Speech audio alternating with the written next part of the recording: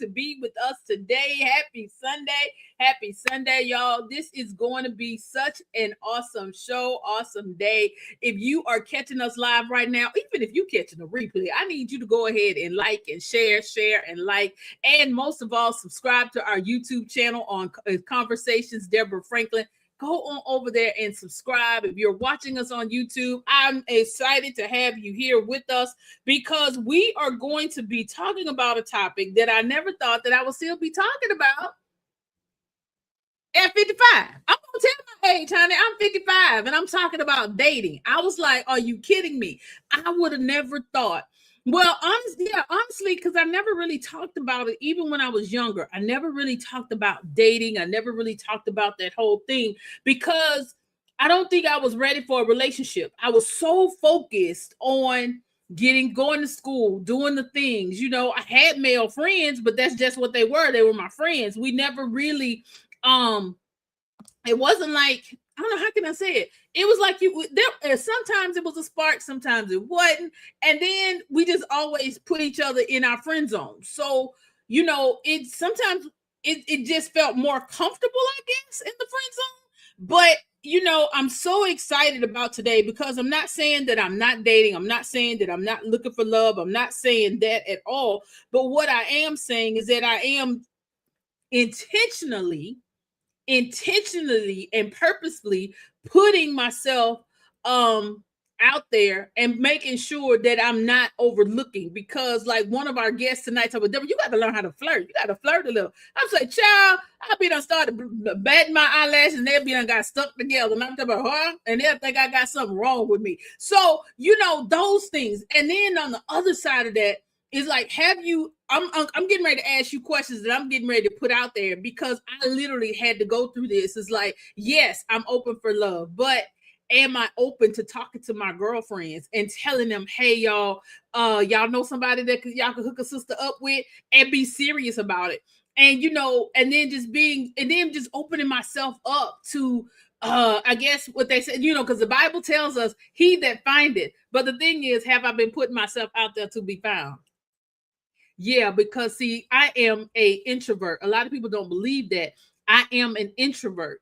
And yes, I'm an introvert with extrovert tendencies, but I'm okay with staying at home. I'm okay with throwing on a movie and just sitting in the house with my good PJs on watching a movie. I'm okay with going to the grocery store, coming back. And I'm doing better with even going to the grocery store because normally I would just go ahead and do Uber Eats, Walmart deliver, because then that meant that I didn't have to get out and be around people. But then I started to remember what God says, that we have got to start getting out, and you know I'm summing this up, and being out there doing things so people can see us and people can get with us and do certain things. And so that's what we have to look at, is that we have got to be open to what we're doing, because we have to be intentional about this thing. We got to be intentional about this thing called dating. And I'm finding it out that it's harder than I thought, y'all. And it's like we hide behind. But one thing that I want to share, and if we get nothing else out of this, is that I want you to remember, figure out who you are. Figure out who you are and stop being an avatar, because that was something I had to learn, because I got caught up in who people expected me to be, how people thought I should dress, how people thought I should talk, how people thought my opinion should be. And that also leads me to some of those same things that I wrote about in my novel that released. And I know that was a guilty plug, with Church Girl After Dark, because so many times when you are labeled a church girl, you are expected to be a certain kind of way, even if you're not. And that's what I want us to start to think about as we move forward in this thing called dating.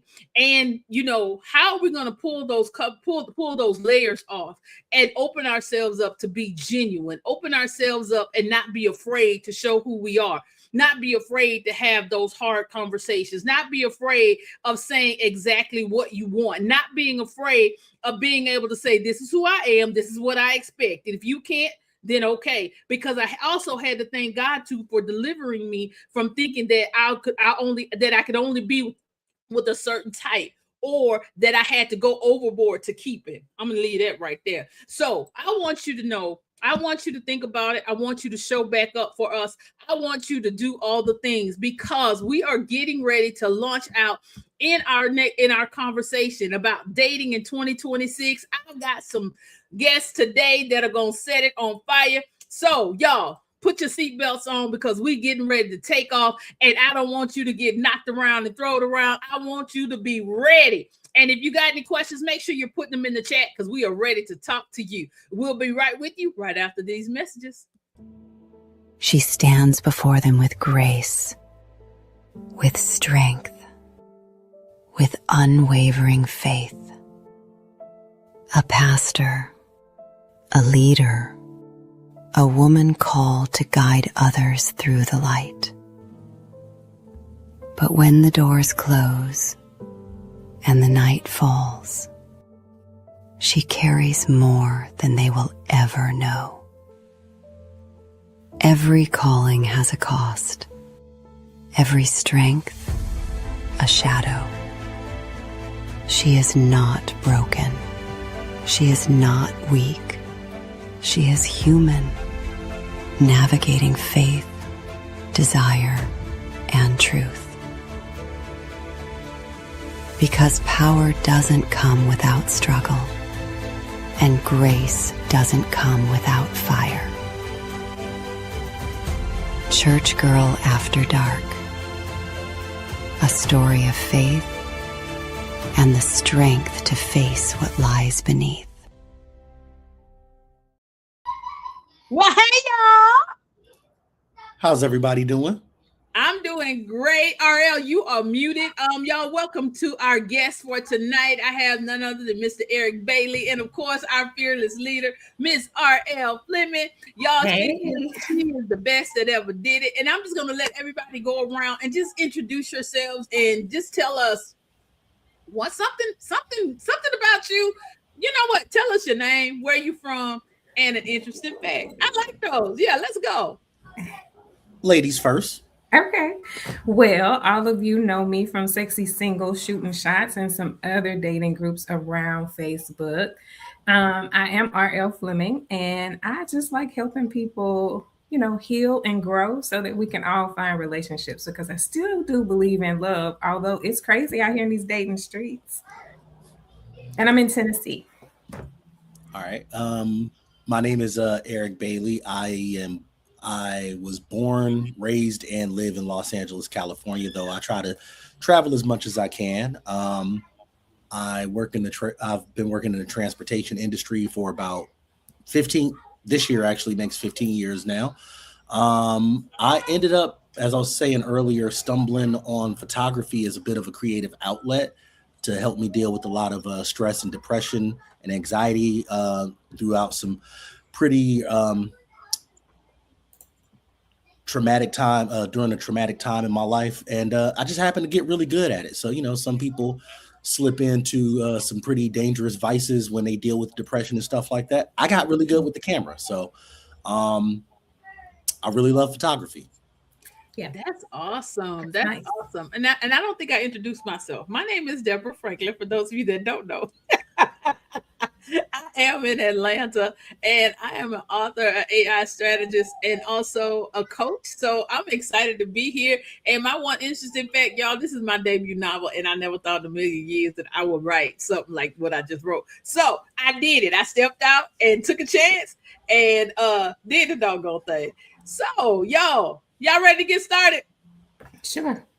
Okay, looks like we got some people. Hey, y'all, as y'all are coming in, make sure you say hey, and most of all, tell us where you're from, what you're doing, why you're here, because we want you to be a part of this conversation. Because, hey, I just know it's gonna be fire. So, we said that we want to go ahead and just jump out there. How is dating going for you? I'll start with that one too, because that way I'm gonna let y'all have it, because y'all might be a little bit more interested in mine. Mine is 0. Mine is not great at all. I'm not saying that I have not gone on a date, but yeah, we're not going to talk about it because I'm still confused from that date. All right, I'm gonna let y'all have it. You can go ahead, Eric. Okay, so I'll start things off. For me, it's interesting, and I remember I love starting off with things being interesting because I remember when I was a little kid, I remember hearing somebody say in a conversation, "If you don't have anything nice to say, just say it's interesting." Um, and for me, because I'm really not shy about, and I'm very transparent about my situation. So I've been divorced now for officially 2 years, but I've been separated for four. I didn't automatically go back into dating. I've only been doing that for maybe about the last year and a half. Um, and like I said, it's been interesting because when the expectation, like when you've already been married and you kind of already have this not necessarily expectation, but because an expectation is something that you think, but when you already have the experience of like that long-term relationship, when you already have the experience of being in a marriage, and then you go and try to go back to dating, um in my personal opinion and through my experience, it's a couple of steps backwards. So it's really hard for me to kind of fall back into the groove of, so what kind of flowers do you like? What's your favorite? You have to start asking those kind of questions again. Mhm. When you already kind of like know somebody, better than you know yourself, somebody like the back of your hand. And now all of a sudden you have to start asking the questions of like, what kind of foods do you like? So to Right. me, at my big age, it's like it's an adjustment. And then on top of that, I didn't really have a lot of experience with dating because the person I was married to was the person I met at a really young age. Like I Mm, met her at 20 and we split when I was 35. Yeah, when I was 35. So, and I'll be 39 next week. So, like I've only really had one serious relationship that led to marriage. So now going back into the dating world with not a lot of experience in dating in general, and then being out the game for so long, it's been interesting. But but the thing is, I don't like going into things and being conquered by them. I like taking on challenges and succeeding at that challenge. Mhm. I've never been one to stray from a fight, mm. so um I'm gonna keep doing it because like RL said, like, look, I believe in love, Mhm. even if love don't believe in me right now. Right. Hey, that Right. part. So I am 52, and man, if I look back at my childhood and all the things I dreamed, I was not single. And so that's a hard pill to swallow as a professional woman. I've never been married. Yeah, I've been engaged a couple of times, but obviously that didn't work out. But, understanding that things are done differently now with all this digital world that we have at our fingertips. And so, yeah, I did the dating apps long time ago. That didn't work out. It seemed like they weren't the right, type. But did I know what type I was really looking for? What were my standards? What were my boundaries? And so I didn't know. And now that I do, I'm just kind of going to be okay if I just have my dog and my children. It's okay because it's rough. That's It's funny. Oh, that's it's funny. it sounds like it's rough for that dog over there right now. Yeah, anybody that walk past the door, and he not gonna do nothing but lick them and run That's all off. right. Let him out that crate. He not in a crate. That is too funny. Too funny. Too funny. But you know what? Some of us feel like we are in a crate in this dating world. It's like we in the crate, and then when they finally let us out, we just go buck wild. It's like, how do we start to set the boundaries? Or what should those boundaries look like? Because so many times we start to feel like, are my boundaries too much? And this is why I won't nobody stay. How do we set these boundaries? So I'm gonna always say, in order for you to fully set your boundaries, you have to heal first. And so while I may be setting some boundaries, but I haven't gone inward to really figure out who I am, then I'm gonna be like, oh, they're gonna be mad at me. I'm gonna do it anyway, even though that's my boundary. So healing first, I think, is the first step. But understanding and knowing what that boundary is and what that means to you in your life and how it may disrupt it or make it better, depending on what it is. Okay. I really like how you said to make sure that you heal, because you definitely don't want to bring any type of you don't really want to bring any type of issues that you may have had previously into something in the future. Right. I'm going to say, but I am going to stray a little bit from what you said in terms of, because just in boundaries in general, I think that they should always be fluid. And one of the things that I think that dating at older ages is something that's relatively new, because the way things kind of worked out was, like you just, hey, look, like this person down the street, they ain't with nobody, I ain't with nobody, I ain't about to be alone. So like this whole concept of like dating into your older ages is still relatively new. It's only been around for maybe a generation, maybe two. And through all of the conversations that I've had, one of the things that gets neglected in the concept of dating when you're older is falling in love with somebody kind of requires that you be a little stupid. It requires that you be a little naive. It requires that you be, because, for people that, have been together for like 10, 15, 20, 30 years, you hear things like, oh man, I can't stand. I'm like, oh, when we moved in together and I found out he bite off his fingernails, I couldn't stand that. But but I love him. Oh, I'm like, she chew with her mouth open. I didn't know that until we moved in with you, but I love her. So the fact that that's why I've never really focused too much on like the boundaries. They kind of need to be fluid and they need to be flexible, because you might set these really hard caps of saying, okay, I don't want a person that does X, Y, and Z. But those are only 3 letters of the alphabet. So they could do 23 other letters for you. But now because you're focusing on X, Y, and Z, and you set this really hard cap, now you're missing out on somebody that, you can spell a lot of words with 23 letters. Yeah. So I say that you kind of have to be a little naive, and you kind of have to take those chances that I think that, because when people are older in their lives, they're less resistant to change. They're kind of set in their ways. And sometimes you got to be a little more open, and you got to be a little more receptive to other people. Because, when you hear the situations of, like Pop and Nana been together for 40 years, and you hear them talk about each other, they love each other, but they also get on each other's nerves. Yes. And what I'll say to that is, I'm going to change the word naive and say open-minded. You have to be open-minded, because you want to make sure, man, he's got to be 8 feet tall and she's got to be 6 feet. And well, your perfect match may be 5 feet, but you're going to overlook them because of their height. So just be open-minded to receive what is meant to bless you.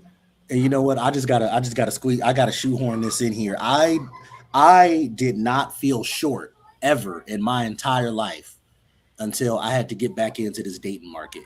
Wow. And because at no point in time was I ever considered short until right now. And I'm 6'1", and I'm like, that is like, it was something that was never thought of until like, you only 6'1". I was like, the hell you mean only? Right. Like I said, I'm sitting there trying to put my shoulders up a little higher, man. Like, you need some lifts in your shoes. Y'all see, that's why I'm growing the hair out. I'm like, oh, well, I'm 6'4". So now you're 6'1.5". I'm 6'4" with the flat top. So, and if we talk about height, so surely the goodness, that's not going to be what keeps you from your soulmate, your partner, your road dog, whatever you call that person. Because good grief, 6'1", and they're telling you you're short. I don't know who you talking to, but they don't know how to measure length. And 6'1" is really above average for a man. It is, Curtis. I think, Curtis, what are you, 6'3" or something? Anyway, but yes, we all, most women like taller men. I posted in the group, if y'all want to go back to it, what that looks like from the man's perspective, because I had never thought about it. But it's kind of like a childish reason to me that we love it. And not childish as in immature, but we like to look up at you. It just feels so good. So, well, if he's 5 feet and you're 5'10", I guess you might have to get on your knees and look up. You just gotta figure it out. Flats, baby. Just get you some flats. You gotta figure Our last First Lady, Michelle Obama, made it okay, brought the flats back. Now, LaTanya says, that's crazy. Somebody asked me if he was tall enough for me. I was like, what does your height have to do with it? And that's, to me, is a very healthy answer because, you know I had to swallow it because I'm only 5'4", almost 5'5", but I like to wear certain heels. So it's like, I don't want to tower over you, but then I look at my parents. My mom was a little taller than my dad. So if she put on her real shoes, she just stopped wearing them. At some point, she just stopped wearing them. And so that way they could be the same height. So, it's what you do with it. Curtis said he's 6'7", so you shouldn't have the height issue. I mean, but it's got to be hard being that tall. Like, my 12-year-old just hit 5'8", and he's towering over my older son, and we all looking at him like, oh, man, I don't know where this is going. He still got 4 years to go. You know what? I'm reading Unisha's question, her comment, and I'm like, you know what? You can get those little what is it? Those little clamp things, little grabber things they have.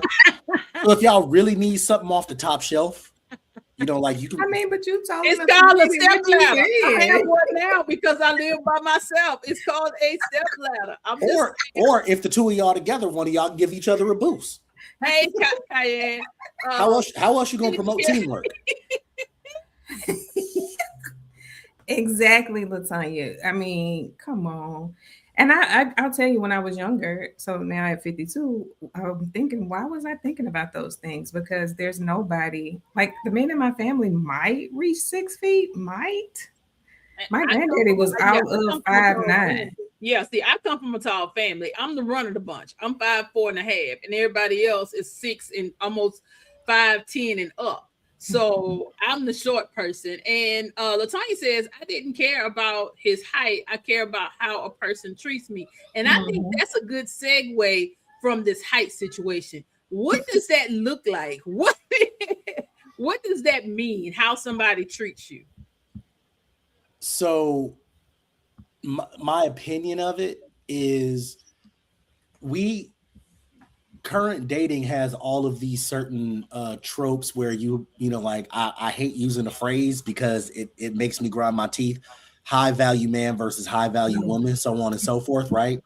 So there is this kind of like image that's set forward with it as to this is what is categorized and what makes a high value man as opposed to what makes a high value woman, so on and so forth. So and I say this all the time. Anytime I have a conversation, is I don't speak from the woman's perspective because I'm not a woman. I don't walk in my shoes as a woman, so I can't really speak on that perspective. I can only say what I say from the male's perspective. And from a male perspective, what is considered to be a high value man is like, okay, you make this amount of money, you are this height, you are this weight, you walk a certain way, you dress a certain way. So a lot of people think that if you fit those. If you check off all those vanity boxes, then, because you're high value, like you can treat somebody any kind of way because I'm like, it's your pleasure to be here because I am what's attractive. I check off all these boxes. I'm 6'3". I make $160,000 a year. I drive this car. I live in this area. So that can kind of make that person think that, like I said, I'm like, I'm doing you the favor by us being in this relationship. So that can mean that can make them treat people a certain way or not treat them a certain way. But wait, I think I heard something wrong because I was focused on the car revving up. Sorry about that. And I don't know if I heard it wrong. I just want to ask. So you said you were not allowed them in the relationship. What did you just say? No, like when certain people feel like they check off all these boxes, like, okay, I'm this height, I make this much money, I drive this kind of car, then that person feels like I'm doing you a favor by being in this relationship with you. So because you feel like you're doing somebody a favor, I'm like, then it's like, oh, dude, I ain't got to do that shit for you. Like, oh, I'm sorry, I didn't know if we was. It's okay, it fit. Keep going. My bad. I'm like, I don't know if we're on a time delay. No, but yeah, like you end up with somebody if they feel like they check off all these boxes, and that's the main reason why I don't like those titles of high value man, high value woman, because they're very vain.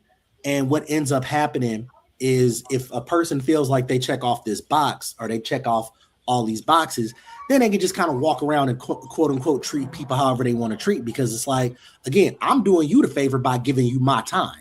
And I obviously don't agree with that. Yeah, it is. That's arrogance. And sometimes and that's where I really wanted us to go. Like, what does high value mean? Because at the end of the day, I feel like I'm bringing high value to the relationship. I'm educated. I have my own car. I got my own place. I don't bring children to the table. I feel like I'm high value, but yet and still I can be with somebody, same body type, same everything. I think I'm cool. But then you go for the one that ain't got nothing. You go for the woman that lets you, for lack of better say, let you just wipe their feet over them. It's like, what does that mean? How do we define it? And Diana said people equate high value with material possessions, and I think, yeah, I agree with that. But it's like, should we? But it shouldn't be. But so often, if he ain't driving this and he's gonna wear these kind of shoes, I ain't gonna deal with him. Like, are you kidding me? What are we doing? So when I think of high value man or woman, it's a term that now, we wouldn't have normally have said that back in my day, because you were able-bodied or you weren't. Hey, let's go forward. But, high value seems to became a quasi clickbait. It became an argument central, a platform that you could create around it, and you get all the conversation going with it. Same thing with submission, but let's not go there right now. But we can. But we talking about high value. Hey, I got a little bit of time. Let's go. Because the reason why I'm saying that we can go with submission, because so many times people do equate submission to your value. And submissive, y'all, we getting okay. This is coming from the church sector. I'm gonna come from the church seat. Submission is not what y'all making it be. And submission is supposed to go both sides, not just one. It's supposed to be both sides. But I'm gonna let y'all handle that. And I'm gonna come on back. I'm gonna sit back and wait for this one.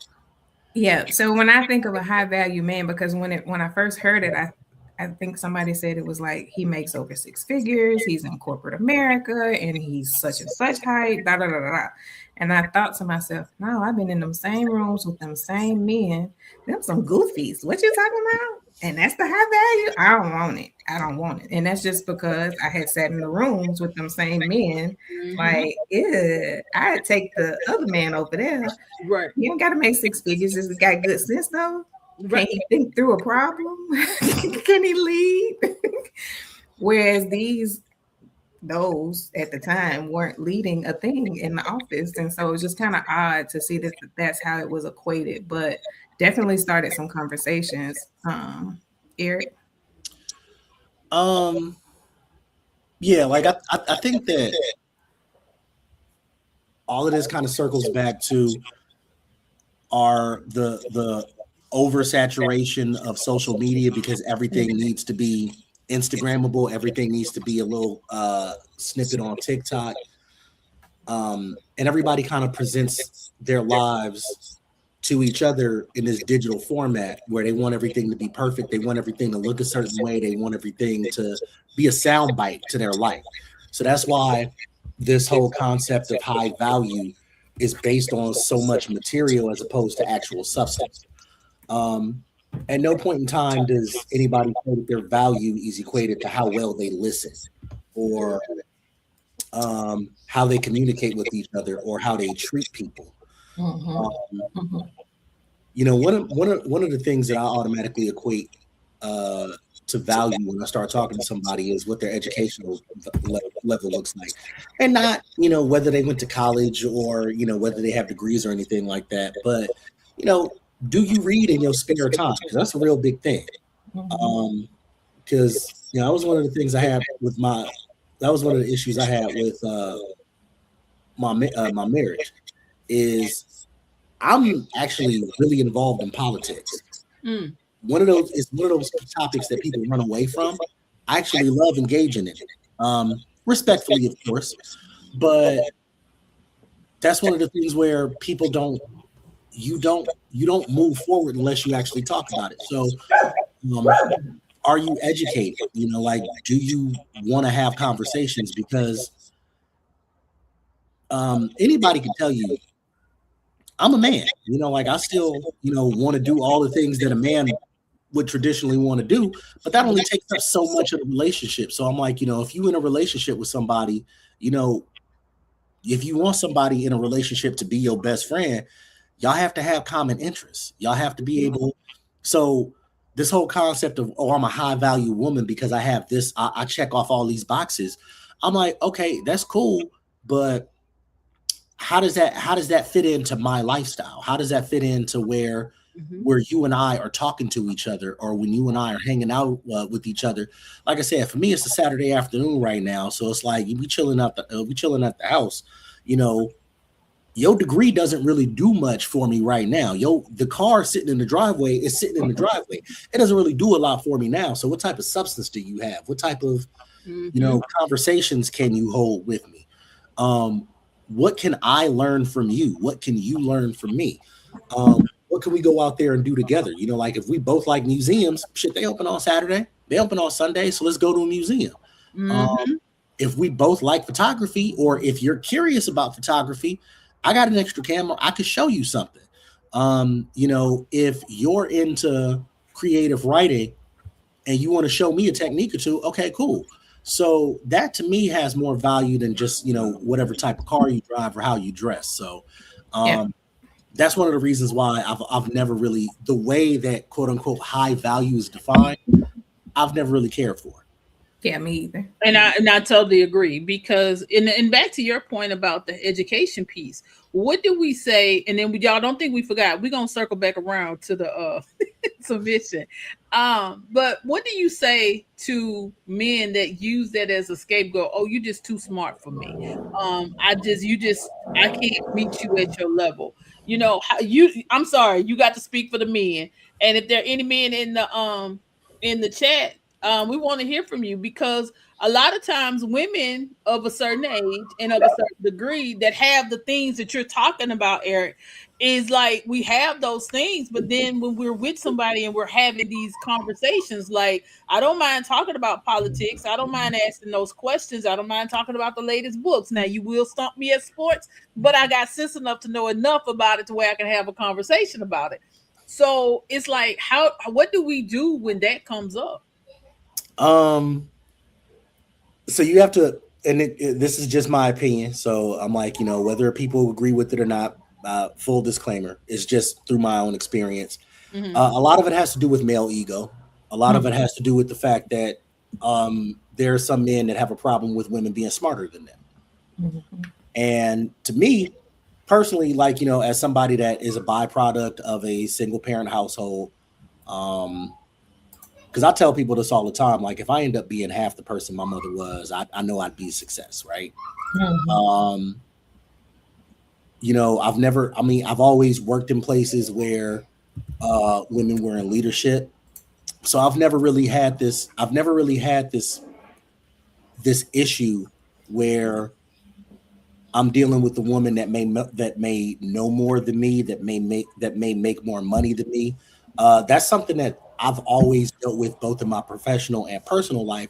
So it's never really something that's been an issue for me. Now, I think that when that is an issue, men can be intimidated by a woman that may make more than them, that may know something more than them, that may be the way that we measure success.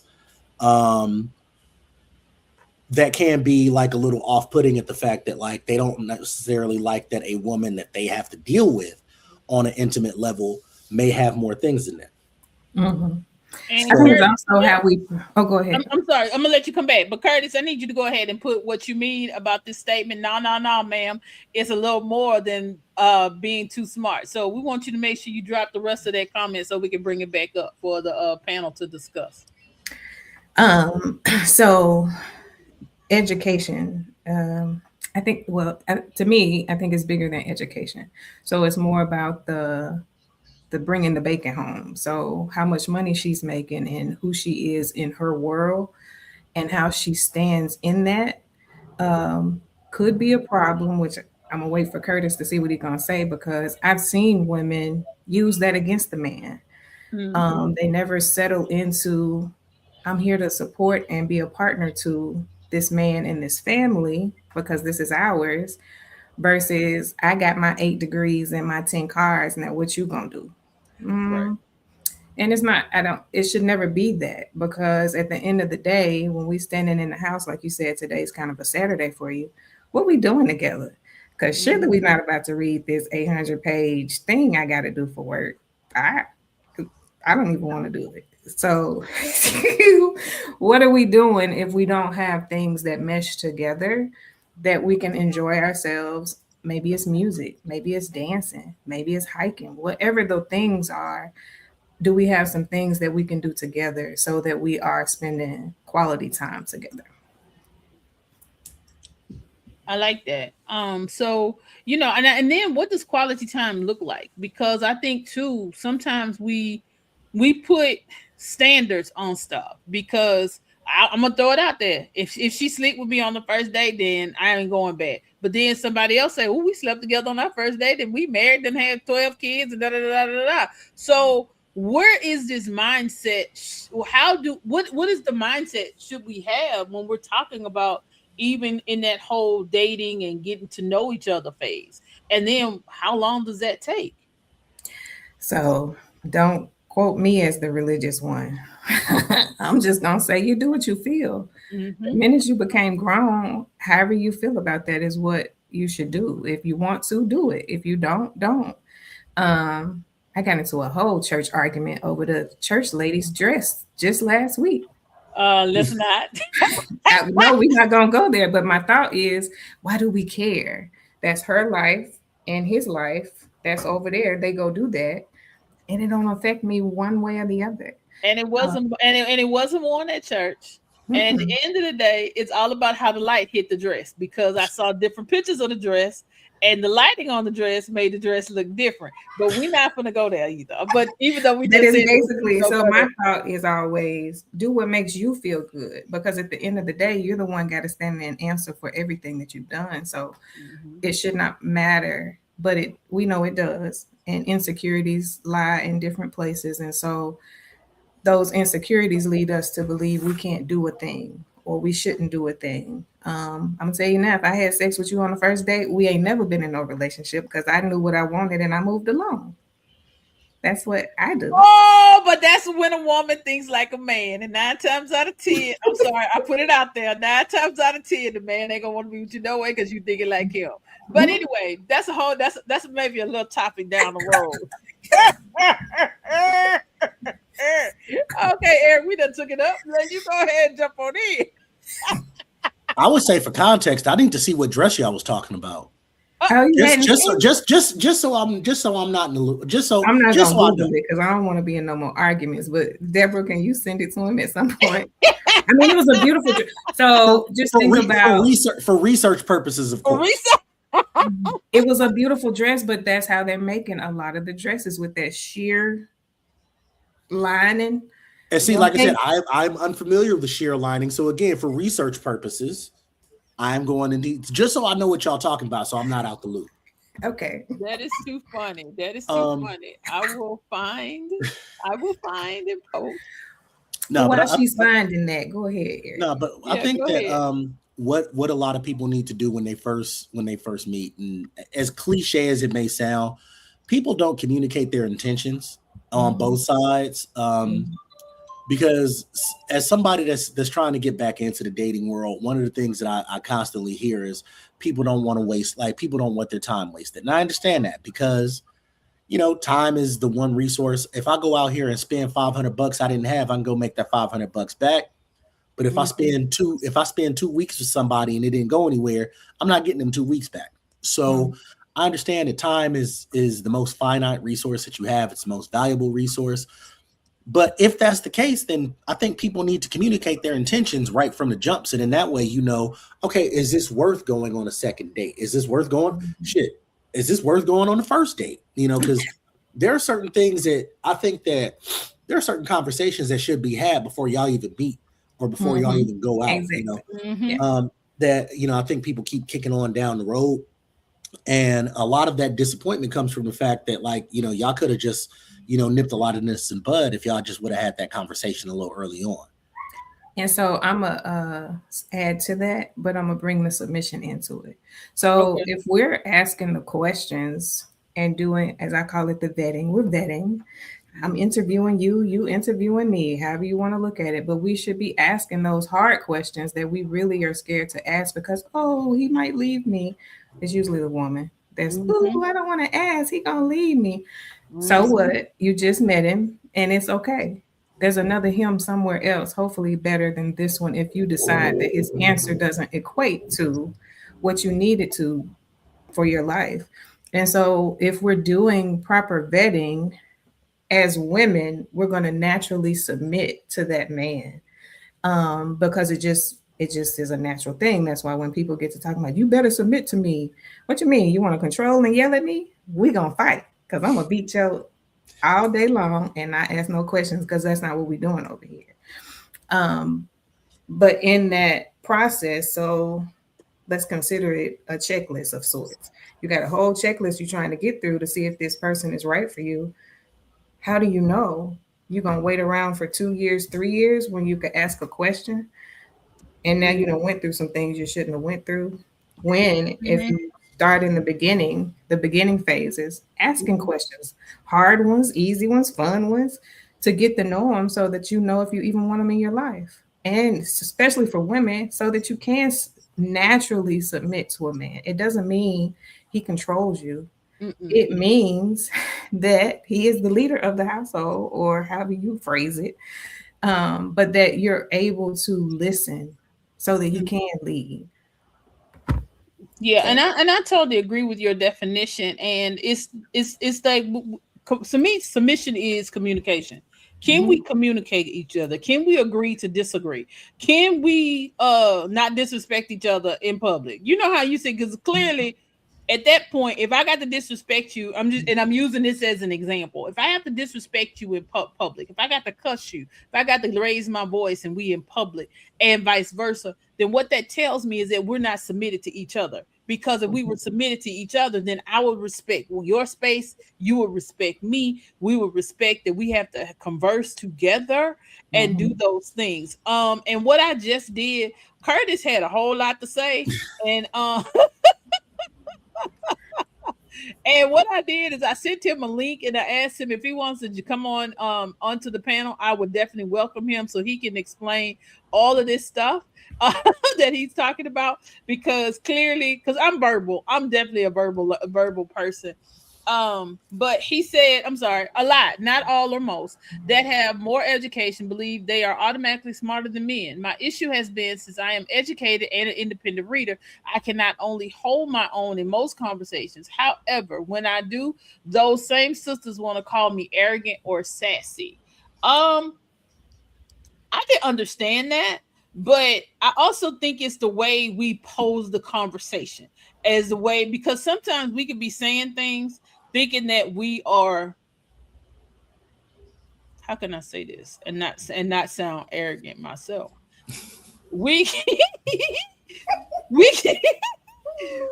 say it in a manner that is arrogant. Like, like if we talk politics and I'll say something like, man, these folks acting like they're good and crazy. Well, if you had been paying attention to the last race and what they was doing the last time, then you wouldn't have that.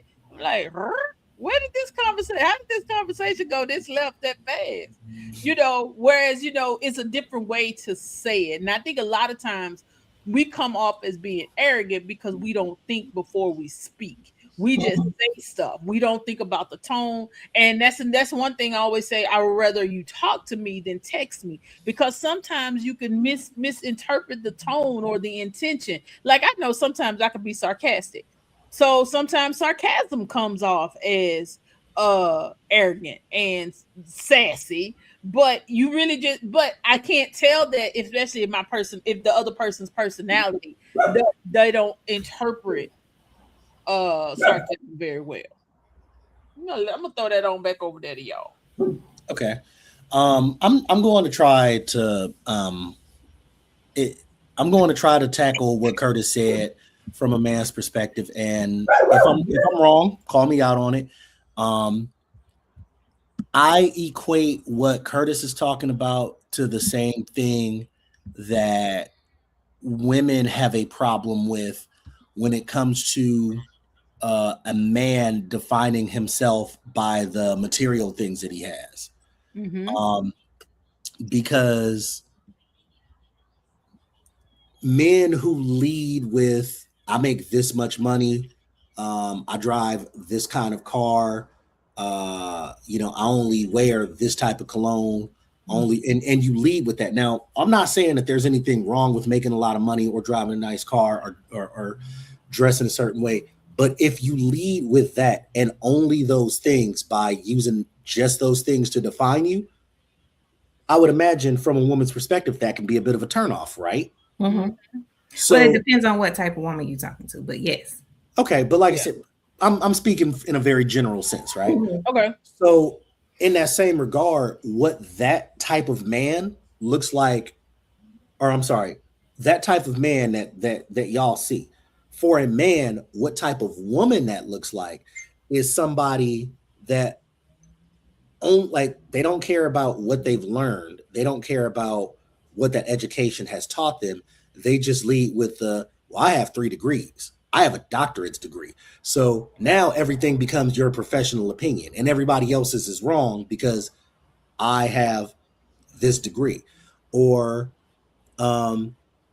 just because, you have this education that you like I said, your perspective and your opinion, regardless of anybody else's life experience, is wrong just because you have this education.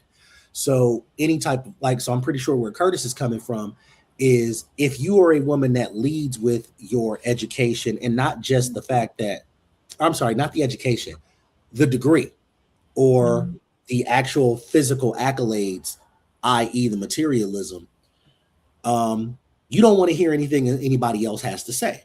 So I'm going to assume what Curtis is talking about, and correct me if I'm wrong, Curtis, is, okay, well, you know what? I'm also educated. I also have an opinion about this. And now that we're having a conversation about it in a dialogue, because I'm talking, or, you're talking to a woman that only looks at her degrees as these just tangible things. Oh, well, you know what? Because I'm getting pushback, you sassy. Mm-hmm. So I'm going to assume that's what he's talking about. And like I said, in that regard, the female, like the man that just kind of shows you his Rolex and just shows you all of these things and leads with what his material stuff is. The female equivalent of that is the person that has a job or this job and this education, and she only leads with that. And I'm like, that's all she does, and it becomes her personality. Yeah. Yeah. I agree with that, because I've seen peers, not necessarily my friends, but I've seen peers who their degrees define how much of a quote unquote boss that equates to in their world. Whereas, man, you really don't have the good sense God gave you. And that's okay, because college just says that you completed a thing and you can stay on task and you can get to the end. And now you got the paper to prove that you could finish that task. But, having good sense, I think I'm going to say it this way. As a woman, sometimes we're trying to prove ourselves, to make ourselves worthy of whoever we're talking to. Maybe we want to seem like we're better than, or maybe we want to just be a part of, because now we're in a room full of people that have the same degrees, but, I've done these things. When in fact, I'm gonna go back to the little healing thing I talked about. If you heal yourself, you understand where you've come from and who you are, and you don't have to throw those things in people's faces. I know I don't even, anybody ask me what I do, I'm in customer service. Because I'm in customer service all across my businesses. That's what I'm doing, is trying to serve these customers to keep the money coming in. That's pure. And I say I'm in education because technically I am. But then let's go ahead. Because I said that for a reason. You may say that you're in customer service. I say that I am in education. But then when they find out what you really do on the backside, like, then it's like that conversation also changes. Like, I didn't know you knew them. I didn't know you did this.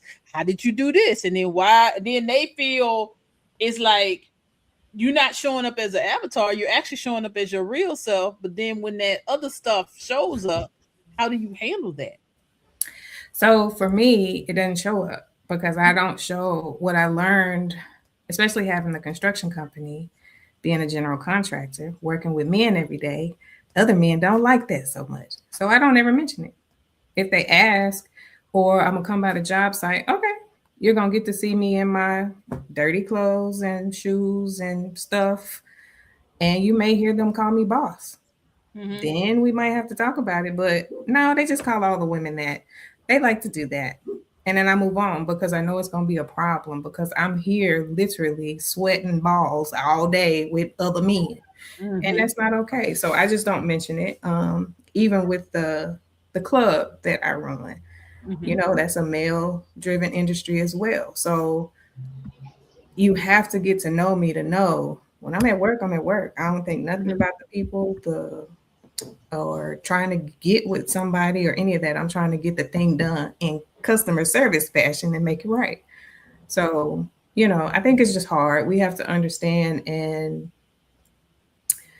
I don't know. I don't even know what to say because in my mind, I shouldn't have to lie about it, but I do. And I think that's really where I am. And as women, sometimes, I hear this a lot because I have, you've been told this, you got to dumb yourself down. Mm-hmm. And I'm like, why do I got to dumb myself down? I think I'm pretty smart. I think that should be a plus. But y'all, Curtis is in the room. We're gonna go ahead and add him to the stage. Y'all can go ahead and continue to talk.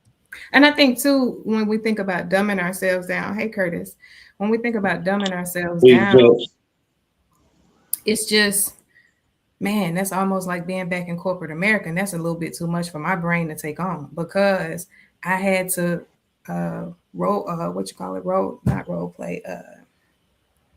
switch. I had to code switch at work. And when I started my businesses and I didn't have to do that no more, that's exciting. But I also now feel like, well, most men are not going to be okay with the fact that I work with men on two different spectrums quite a bit. Not that I'm going to cheat, just the mere fact that there's some other men around. So, what do I do? Customer service. Understood. Eric, did you have something to add on to that before we circle back to Curtis and then to let him introduce himself? No. I've been talking plenty. I'm like, I yield my time. Well, everybody, we want to go ahead and welcome up Mr. Curtis Tate. I know I've been knowing him for a while. RL has been knowing him for a while. In fact, I think I met him through her. So, we're gonna just come on, tell everybody who you are and what you do, and then we're gonna jump right back into the answer that you had about the conversation piece. Let's go. Good evening, everybody. My name is Curtis Tate. I'm from Philadelphia, Pennsylvania, originally from New Orleans. What else? I'm a father. My daughter is 23 years old. And I work with special needs kids, preferably children that are on the spectrum. So the one thing I learned about working with children on the spectrum, they got an excuse. We don't. We could be better. Next thing I want to say is that the viewpoints of Curtis Tate are not a reflection on nobody else on this panel today. That means this gonna go left. Real left. You know, Real the gentleman.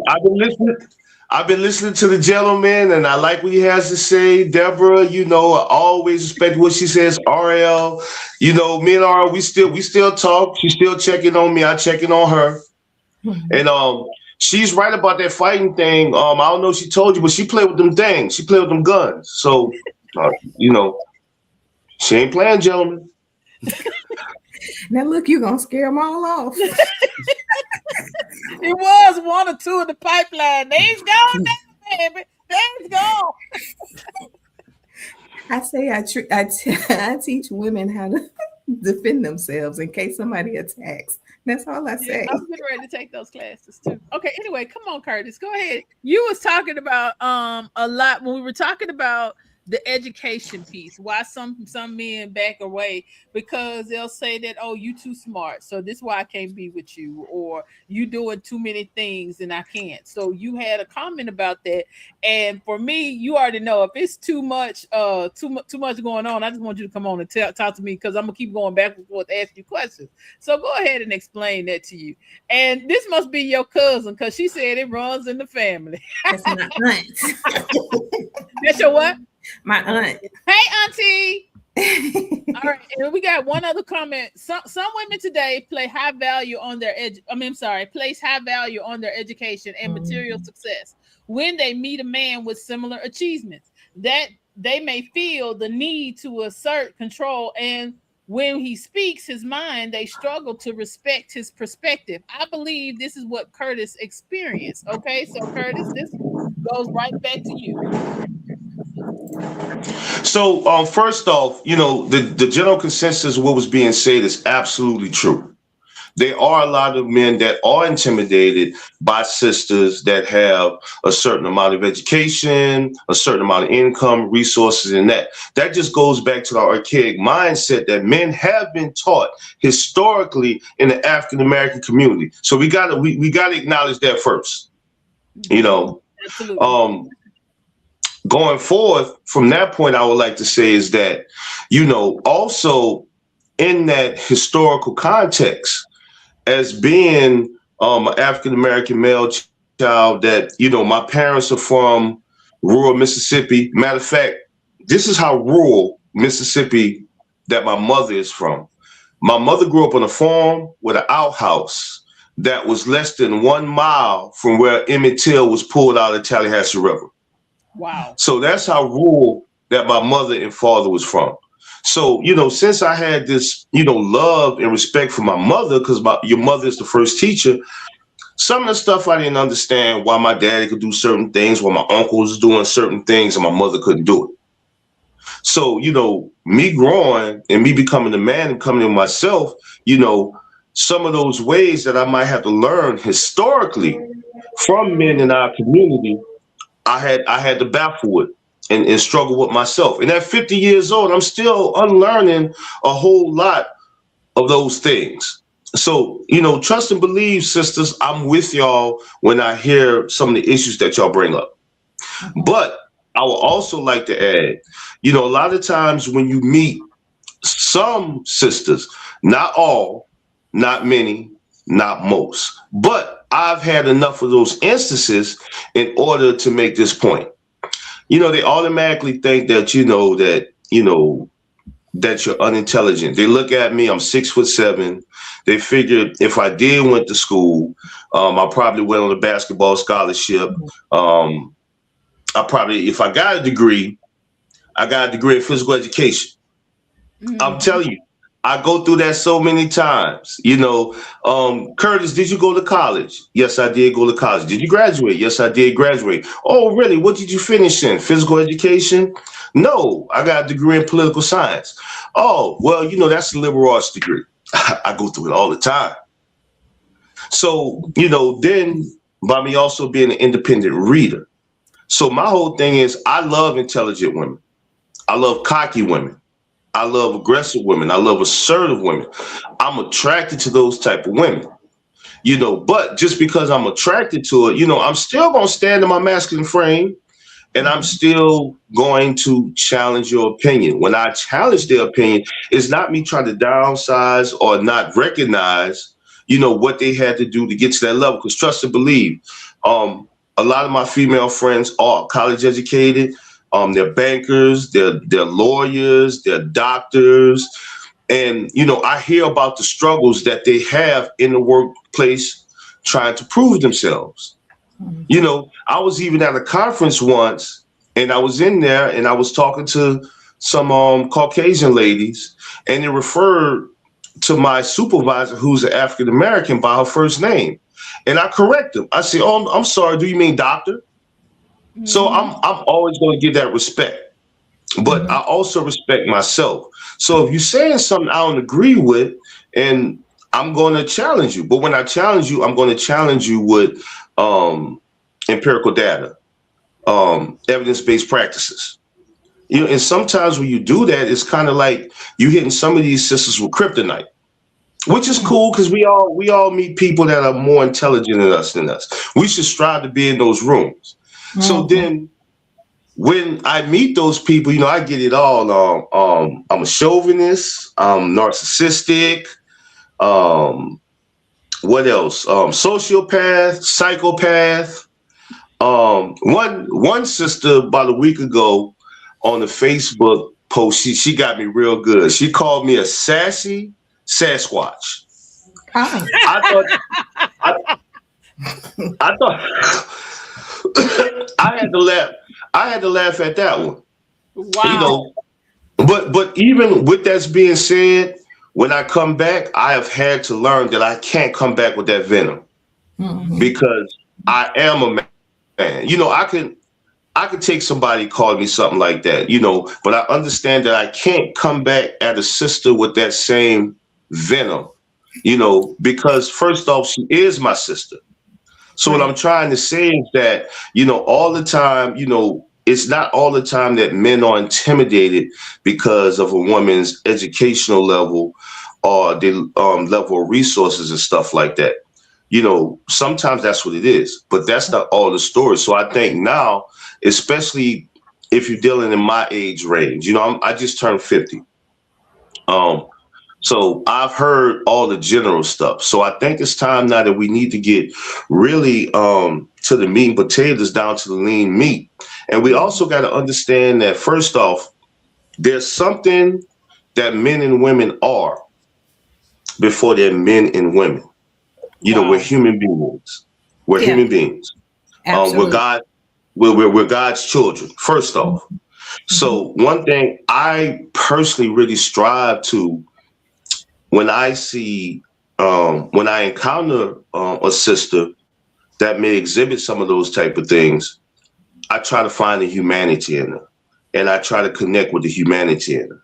And if I cannot connect with the humanity in her, hey, it's no thing. We just can't talk. I ain't gotta, I ain't gotta knock over no China leaving out the room. I ain't gotta call all kind of names, and I think just in general, I personally would like for us to learn how to agree to disagree and be respectful as brothers and sisters.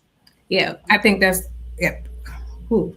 such a hard task in our community. Yeah. Ego on both sides. And so why? There's a lot of things I see we do that I say, oh no, that goes back to slavery when they was doing so and so. So it's embedded in the DNA type of thing. But we got to want to be better. Most of us feel like where we are is the best, and this is you deal with it type situation, when no, you're hurting somebody in the instance of you talking down to them like that. Because baby, she had to call me a Sasquatch. We about to be in the Facebook reporting. Hey. And I probably that was funny though. That was funny. So what she did. So excuse me real quick. That what she did was when we were going back and forward, and I was getting to her, right. And I always know when I'm getting to somebody, and I'm not, to get my point across, not trying to be combative, just to get my point across. The first thing people always going to do is they're going to go to your Facebook page and find something. So she probably went, she probably saw I was tall. She probably saw that I like to dress. And she was like, "Oh, I'm going to call." And look, she had an emoji in everything. It was hilarious. I can't. And I I'm don't not know gonna what say to say nothing to else. that. But you know what? That also goes to what we were saying is that sometimes we all can be arrogant. We all can be cocky. But it's like, where do we draw that line? Because the intelligence value of conversations has to be there. We have to be able to have those conversations and being okay with not being the smartest person in the room, because we can't see growth even as a person, whether it's your personal life, your business life, or whatever. You can't be the smartest person in the room. And I think that's where we're missing the boat, even with some of the things that I've been seeing. And I normally I'm not on social media for relationship stuff. That's not really, what I ever went there for. But it's like these conversations that I've been seeing is like, I don't get it. I really don't get it. And y'all, I hate to say this, but we have been on here longer than we had anticipated. And I think we need to get the four of us back together and do a part 2 to this, because we still did not talk about, is age nothing but a number in dating? Do you date somebody 10 years, 5 years older or younger? What does that look like? Or like me, I went on a date with somebody in their 60s, and in my mind, that's old, but technically you ain't but 5 or 6 years older than me. So that was kind of interesting. Yeah, y'all, that messed me up, and I'm not doing it again. I promise you, that's a whole different show. Oh yeah. Yeah. So that's a whole different show. So, but so what does that really look like for us? Because, and then when you do start talking about the education, somebody said, I like this. Diana Green said we need a part 2, 3, and 4, please. Can we just work on the part 2? I don't know. Like, look, we might do 2, and it was like, nah, we don't need no 3. Right. You gotta do each one as they come. Yeah, exactly. But I definitely know we need a part 2 to this, because we were really on longer than we expected, and we did pull Curtis in, and I want Curtis to be prepared to be our 4th person, because I really would like to see these conversations grow, because honestly, we're representing age groups and different demographics that really aren't talking. We really aren't talking about what we're really going through in a, how can I say this? I'm not gonna say professional. What's the word that I'm looking for? Not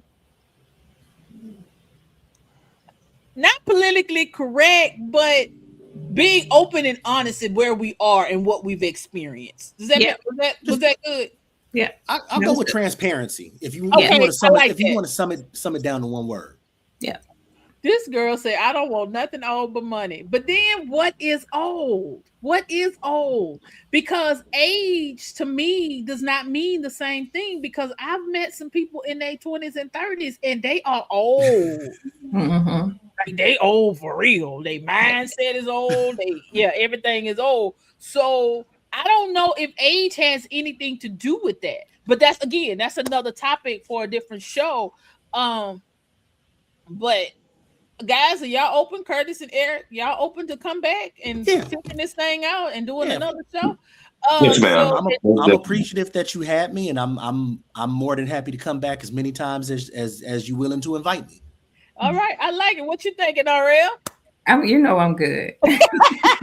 I'm good. As long as the conversation's good, and we read, like Eric said, being transparent. Right. Because Ronnie said, I'm sorry, I didn't mean to cut you off. Very engaging discussion. My young adult daughter had a lot to say during this podcast, because her generation is going through some similar things discussed. Looking forward to another one. Okay, so you tell your young adult daughter to make sure she may be looking, because we want to hear from them too. Because I teach what I teach. and I teach probably in her age group. Y'all, I'm confused at some of the stuff that they doing and some of the stuff that they say. I told you what I heard they doing. The whole eating process is not. It's interesting. It's interesting, but y'all, this has definitely been amazing. It has helped me. It's opened my eyes to some things, and I'm just excited that you guys are that we're having the conversation and having transparency about the conversation with the conversation. And I want us to make sure that we do plan for the next one. Would y'all anybody like to give some closing advice until the next show? Stay safe. I want to double piggyback off what RL said a while ago. Just heal. You know what that looks like. If you believe in a higher power, pray on it. If you don't, try to be as spiritual as you can, and just always look inside yourself. And one of the philosophies I've always had is I strive to be better than the person I was yesterday. So continue to try and grow. And I'm gonna just close this on a quote that Muhammad Ali said. If a man is the same person after 10 years, he wasted 10 years of his life. So constantly strive to be better. Trust me, you're not perfect. No, none of us are. So you always have room for improvement.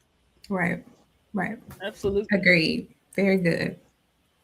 Curtis, you got anything you want to close out with? Oh yes, thank you. And this is for the ladies. Since we talk about the height thing. Look, first off, I'm 6'7", so I get the betterment of that conversation. But I'm gonna tell you, like height, I get what it psychologically mean. It looks like he's a protector. He looks like his earning potential is more. It looks like he's healthy. I get that part. If you find somebody 5'8", 5'9", be cool. Because I'm going to tell you, I've been around tall guys my whole life. I've been around professional athletes. I've been around business owners and stuff that's tall. I love my brothers, my tall brothers, but I'm here to tell you, they might not be the best for you. And that's coming from a guy that's 6'7". I would tell my daughter the same exact thing. Yeah. I love it. Well, guys, we love y'all to life. Ain't nothing you can do about it. Y'all have a great one. Make sure that you like and share and subscribe to what? Go ahead, RL. Oh, I thought we was waving. My bad. No, I said I got something. Everybody go get Deborah's book, Church Girl After Dark. It is a love story unlike no other. Y'all, it's fire, if I got to say so myself. Y'all, pre-orders are out. Since you brought it up, I played the trailer earlier. Y'all, I'm so excited about the trailer. I'm so excited about the book because it did, like I was sharing with them earlier, it took me completely out of my comfort zone because I don't normally talk like that. And I don't normally put things in writing. And a little sassy, a little sexy, a little sizzle.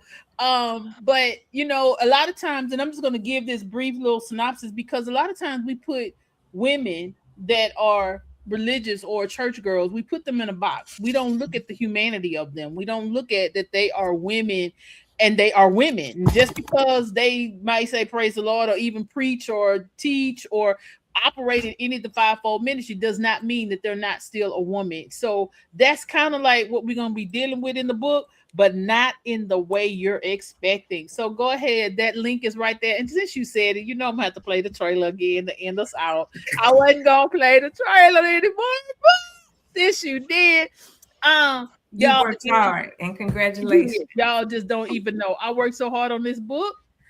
Y'all, and it's a real novel too. So you're not gonna be like, wait a minute, what the rest of the pages? No, it's really a nice size novel. Well, all right, guys, we love you to life, and there's nothing you can do about it. We're gonna check y'all back out. Make sure that you are paying attention because we're gonna let you know when part 2 is gonna air. She stands before them with grace, with strength, with unwavering faith. A pastor, a leader, a woman called to guide others through the light.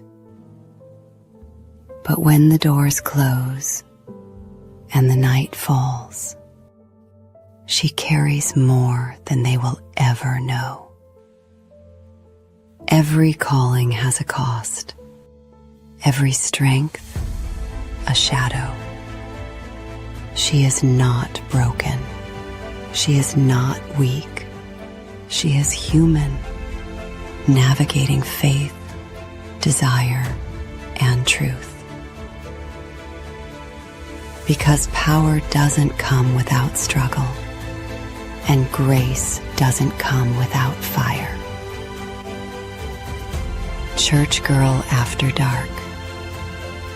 A story of faith and the strength to face what lies beneath.